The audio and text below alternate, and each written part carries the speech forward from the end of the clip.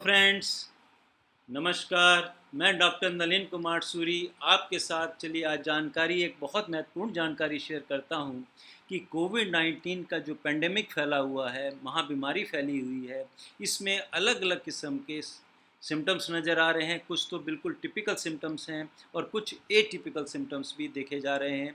आम तौर पे क्या होता है कि सोर थ्रोट होता है, खांसी होती है, ड्राई कफ होता है, ब्रेथलेसनेस हो सकती है, लॉस ऑफ स्मेल हो सकती है, लॉस ऑफ टेस्ट हो सकता है, कंजक्टिवाइटिस हो सकती है, हेडेक हो सकता है, डायरिया हो सकता है, पेशाब में जलन आ सकती है।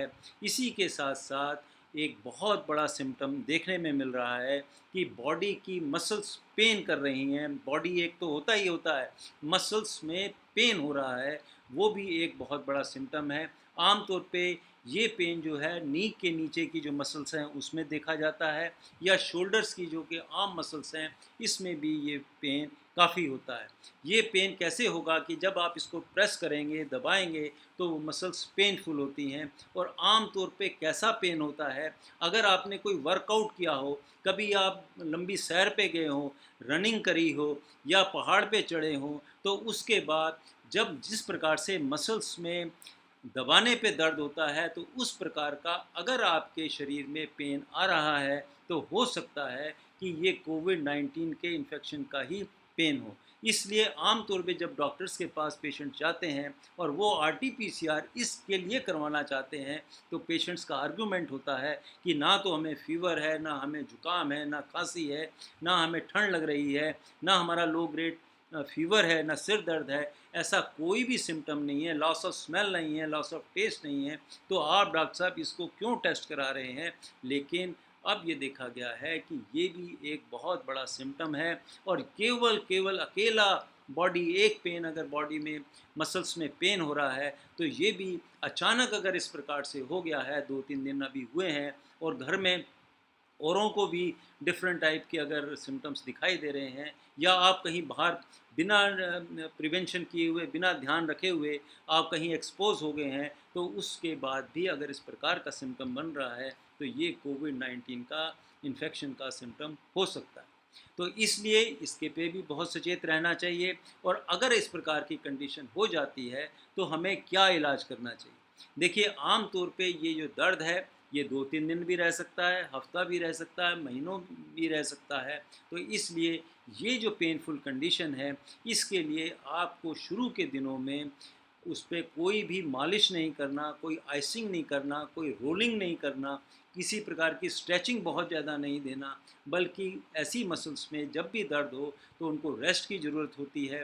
24 से 48 घंटे बाद उसमें वार्म फोमेंटेशन किया जाता है। टॉवल को गुनगुने पानी में भिगोकर जहाँ-जहाँ दर्द है वहाँ उसकी सिकाई की जाती है। इसके साथ-साथ एंटी इन्फ्लेमेटरी ड्रग्स दी जा सकती हैं, एनाल्जेसिक्स दिए जा सकते हैं, एंटीपायरेटिक जैसे हमारा पैरासिटामोल है, ये एनाल्जेसिक का भी काम करता है। तो शुरू में हायर डोज़ में एडल्ट में 650 मिलीग्राम की गोली 8-8 घंटे बाद, खाना खाने के बाद दूध के साथ आप इसका सेवन कर सकते हैं। लेकिन जो दूसरी दवाइयाँ हैं, वो बिना डॉक्टर की सलाह के नहीं लेनी चाहिए। मैं नाम ज़रूर बता देता हूँ, जैसे इंडोमेथासिन है, मफेनिक एसिड है, या इसके साथ हमारे पास ये नेप्रोसिन है और ये निमेसुलाइड है। इस प्रकार की कुछ दवाइयाँ हैं जिनका इस्तेमाल किया जाता है। आखिर ये ऐसा क्या करती है? ये क्यों ऐसा कोविड-19 के इन्फेक्शन में इस प्रकार की कंडीशन आ जाती है?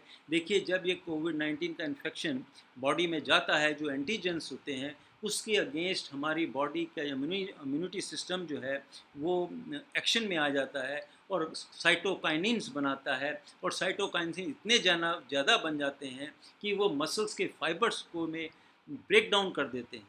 जब ब्रेक डाउन होने जाने से वहाँ इन्फ्लेमेशन हो जाता है, वहाँ पे सूजन आ जाती है, जिसकी वजह से ये दर्द होता है। तो ऐसी कंडीशन में हमें जितनी मसल्स हैं उनको रेस्ट देना है, खूब अच्छी मात्रा में पानी पीना है, साथ ही साथ अच्छे फ्रूट्स खाने हैं, विटामिन सी का सेवन करना है, ड्राई फ्रूट्स खा सकते हैं, वेजिटेबल्स अच्छे खा सकते हैं, और साथ ही साथ अपने ब्रेन को रिलैक्स रखना है कि यस, ये बीमारी धीरे धीरे हमारे शरीर से चली जाएगी, क्योंकि विचारों का भी बहुत बड़ा रोल होता है किसी की भी बीमारी को ठीक करने के लिए। अगर आपके अंदर पॉजिटिव थिंकिंग है कि मैं बिल्कुल ठीक हो जाऊंगा, ये बीमारी ने मुझे अटैक किया है और मैं धीरे धीरे बिल्कुल ठीक हो जाऊंगा, तो शर्त मानिएगा कि बहुत सारी बीमारियां, केवल मैं कोविड-19 की बात नहीं कर रहा, बहुत से ऐसे रोग हैं जो स्वतः ही हमारा शरीर जो है हमारे थॉट से उसे ठीक कर देता है।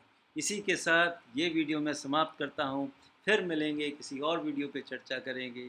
तब तक के लिए नमस्कार।